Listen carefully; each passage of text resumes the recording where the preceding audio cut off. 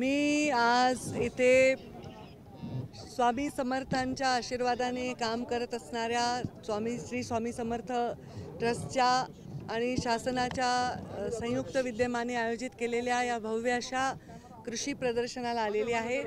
मला स्वतः आबासाहेबांनी यासाठी निमंत्रित केलं होतं। आमच्या आमदार सीमाताई पण आल्या होत्या मंत्रालयामध्ये आणि मी म्हटलं मी 9 तारखेला येऊ शकेन। मी आज त्या शब्दानुसार इथे आलेली आहे। अगदी वेळेवर मी पोहोचले, फार माहिती घेतली, बऱ्याचशा स्टॉल्सनाही भेट दिली आणि छान कार्यक्रम झाला।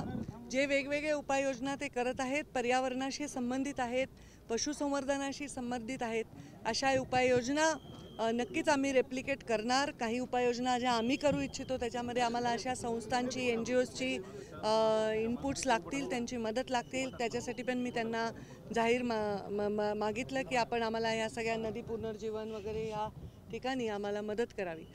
तसेच मला आज त्यांची एक संकल्पना खूप आवडली। सत्कार करत असताना त्यांनी बुके दिलं नाही किंवा रोप दिले नाही, तर त्यांनी एक बियांची छोटीशी पोटली आम्हाला दिली। तर हे जर कारण बरेच वेळा प्रवासामध्ये आपण ते रोप पण घेऊ शकत नाही, कुंडी घेऊन जाऊ शकत नाही, पण हे जे बियाणं ते दिलं तर ते नक्की आपण सोबत घेऊन जाऊ शकतो आणि आपण जिकडे पाहिजे तिथे ते लावू शकतो। आणि बियाणं असं आहे की त्याला रागाने लावलं, फेकलं, ठेवलं, कसंही झालं तरी ते उगवेल, अशी त्यांची संकल्पना आहे। तर ती संकल्पना मला आवडली। माझ्याही डिपार्टमेंटच्या लोकांना मी हेच सांगेन की कोणाचा सत्कार करताना तुम्ही शक्यतो अशा गोष्टी ज्या जास्ती दिवस राहतील, तर कोणी पुस्तक देतं, कोणी बी बियाणे देतं, साहजिक आहे फुलं पण नाही दिले पाहिजे असं म्हणणं नाही, कारण ते पण एक गरीब फ्लोरिस्टच बनवत असतो, तो पण शेतकरीच उगवत असतो। तर असं काही कोणत्या गोष्टीवर बंदी असं नाही, पण अशी गोष्ट द्या जी त्या नेत्यासोबत राहील, असं मी आज सांगितलं।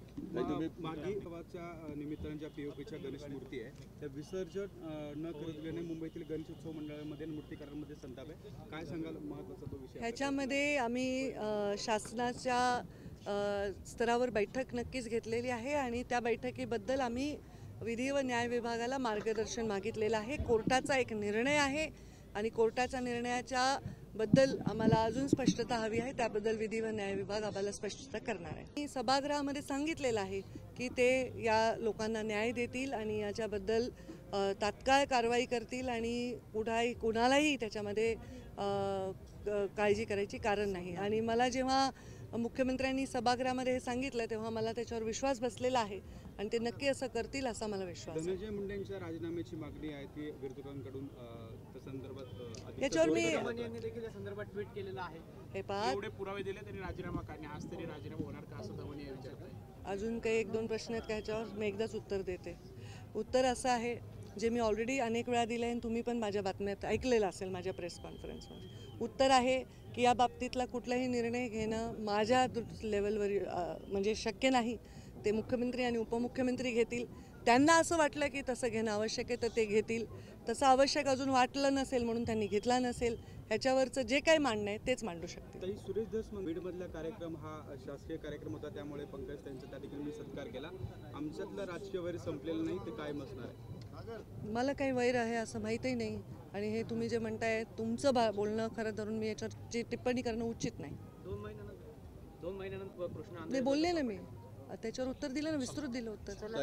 तुम्ही बिल्डरांना इशारा दिला, काय नेमकं सांगणार तुम्ही? नाही, मी इशारा नाही दिला आहे। जे परवानगी घेतात त्याच्यासाठी आम्ही काही ग्रीन एनर्जीवर जास्तीत जास्त फोकस करण्याचा आग्रह नक्कीच धरणार आहोत। आज उपमुख्यमंत्री एकनाथ शिंदे यांचा वाढदिवस आहे, मी मनापासून त्यांना शुभेच्छा देते। मुख्यमंत्री म्हणून ते खूप लाडके भाऊ ठरलेले आहेत, उपमुख्यमंत्री म्हणून देखील ते खूप चांगलं काम करतील आणि लोकांच्या मनामध्ये स्वतःची जागा अशीच अबाधित ठेवतील, ह्या शुभेच्छा।